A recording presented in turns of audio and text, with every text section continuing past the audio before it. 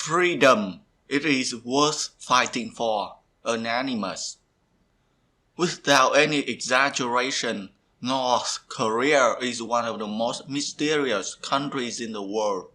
Few people can get in, and even fewer can get out alive.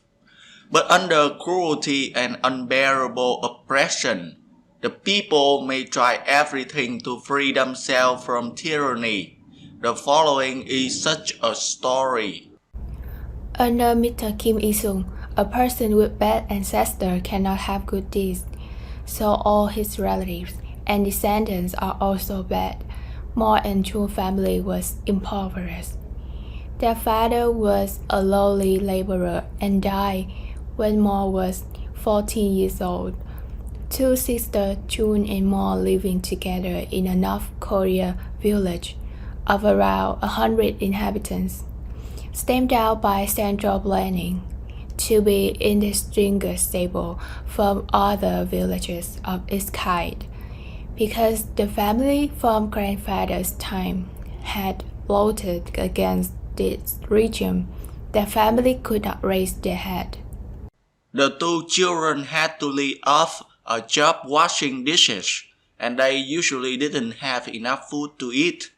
Both of them lived in a single unit of harmonica house, which was appropriate to their family status. June is 12 years old now, an obedient child, and always liked to sit for hours at night simply to look at the illumination of electric lights flashing from across the South Korean border. June, go to sleep soon. Don't you get tired of looking over there every day? Mo gently put her hand on her sister's shoulders and said, Mo, is life beyond that light like us? Jun's young voice rang softly in the darkness. I don't know either, but it may be better. When night falls, North Korea is immersed in darkness. It wasn't long before a series of floods and droughts caused famines across North Korea.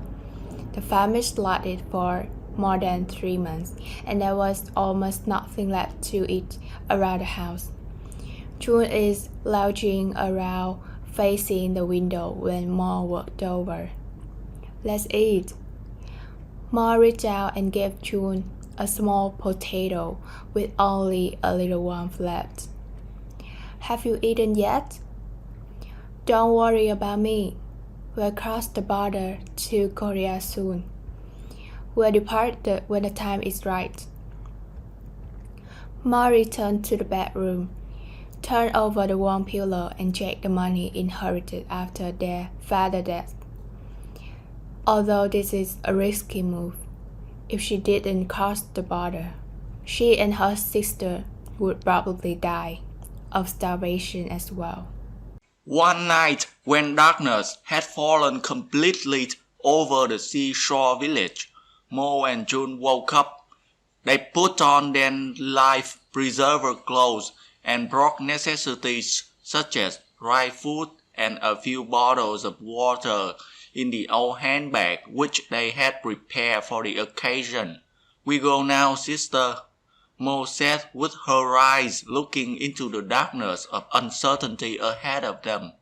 The two sisters followed the village path that they were so familiar with. They managed to get to the remote edge of the seashore where they uncovered a small bamboo raft that they secretly built some time ago. Mo pushed the raft into the sea and said, Get in, Jun. Are you sure it is going to work, sister? Jun asked. We may try or we'll die here, Mo replied. Okay. They got on the raft and began to paddle southward. Over an hour after their departure, the wind became stronger and the waves got higher and more dangerous. They were pushed and pulled by high waves in the middle of the sea. The high-speed velocity raindrops hit their face like drops. The waves like merciless one by one. They kept on pressing on the rat. It was finally torn in half. Mo and June were both dragged down to the cold sea. Fortunately, with the life preserver on, they stayed afloat on the water. Both managed to cling to the bamboo stick left behind from the old broken raft. Tired and thirsty, but with nothing left to eat or drink, they tried to open their mouths widely to get some rainwater to release their thirst. "Are we there yet, sister?" June asked in an exhausted manner. Mo knew if the situation was going to last, her sister's life would be in danger. "We are nearly there. Just hang on, dear." Mo started to cry but tried to encourage her sister. She began to look around for something, or rather anything that could help them.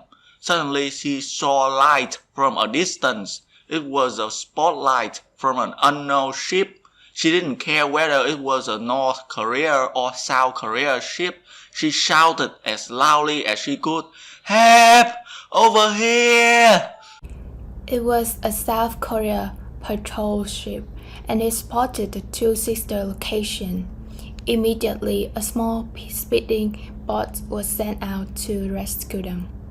When they reached the two sister places, the soldier rushed to put younger June on the boat first, and then suddenly there were gunshots from the North Korean ship. "Ah!" Mo was hit as she was on her way to climb into the boat. She groaned and moaned in severe pain. "Get her in and move back quickly," the captain shouted. The boat engine roared in maximum power and rushed like an arrow to the main ship, which also began to move away from the bullet range that was being fired. They hurried up to load the two sisters into the ship deck. The South Korean patrol ship began to fire back aimlessly at the enemy ship to prevent it from chasing and to escape. After a short while, they were safe. Meanwhile, the crews, including soldiers and doctors, rushed to rescue the refugee. "June, where are you?" Mo groaned in severe pain. One of the ship's staff brought June, who was in much better condition after being rescued from the cold water, toward Mo. "Are you okay, sister?" June asked in an innocent manner. "I am fine." Mo had to manage every word. June began to cry as she realized her sister's serious condition. "Don't leave me. Don't you ever leave, sister." June wept in tears. Mo made an effort to hold her sister's arms. She looked up to her sister's face and uttered her last words. "We are free," she murmured, and her eyes looked toward the last star in the sky and became lifeless.